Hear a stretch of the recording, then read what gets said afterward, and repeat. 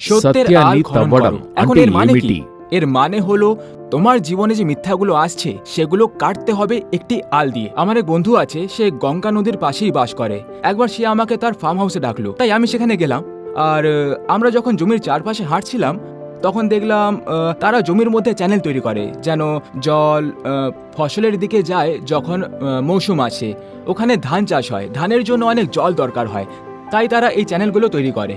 কিন্তু একটা সময় একটা নির্দিষ্ট জায়গা থাকে যেখান থেকে পুরো জল প্রভাবিত হয়, তাই যখন বন্যা হয় তখন সেই অতিরিক্ত জল পুরো জমি নষ্ট করতে পারে।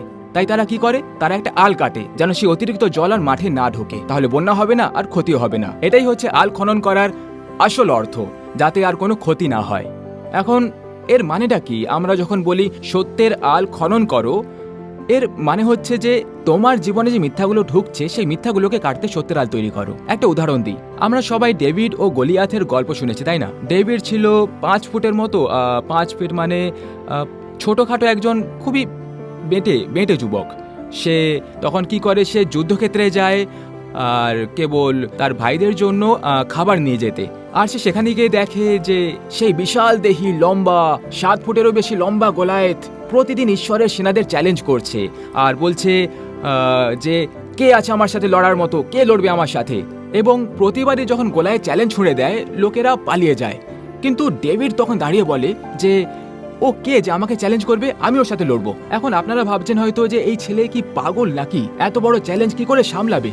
কিন্তু ডেভিড একটা ব্যাপার করছিল, তার মনে অনেক মিথ্যে আসতে পারতো, যেমন ও অনেক বড়, তার অস্ত্র অনেক শক্তিশালী, আমি তো খুবই ছোট। কিন্তু ডেভিড সেই মিথ্যেগুলোকে তার মনে বন্যার মতো প্রবেশ করতে দেয়নি, সে সত্য দিয়ে তা কেটে ফেললো। আর সত্যটা কি ছিল?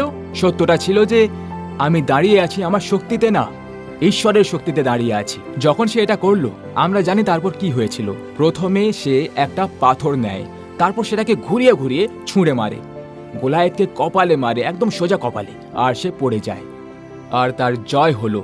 কারণটা হলো ডেভিড তার জীবনে সত্যের আল কেটেছিল। ঠিক এটাই আমাদের জীবনেও দরকার।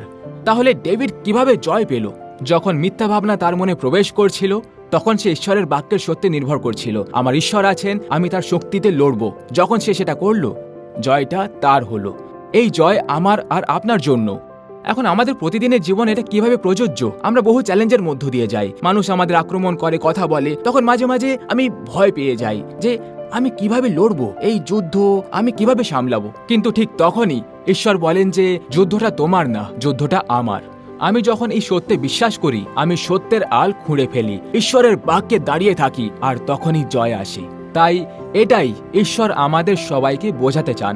আজ যদি তোমার জীবনে কোনো রকম মিথ্যে কথা বা নিরাশার ভাব আসে, ঈশ্বর চান তুমি তার বাক্যের দিকে যাও। তুমি সেখানে দেখবে ঈশ্বর বলছেন তুমি এক নতুন সৃষ্টি, আমি সবকিছু নতুন করে গড়ে তুলছি, আমি তোমাকে তোমার নিজের থেকেও বেশি ভালোবাসি। আর যখন এই কথাগুলোকে সত্য হিসেবে গ্রহণ করো আর প্রতিশ্রুতি হিসেবে ধরো, তাহলে জয়টা আমাদের হবেই। তুমি কি তোমার জীবনের কোনো মিথ্যাকে কাটতে চাও? ঈশ্বরের সেই বাক্য খুঁজে বের করো, জীবনে প্রয়োগ করো, আর তা আশীর্বাদ হয়ে উঠবে।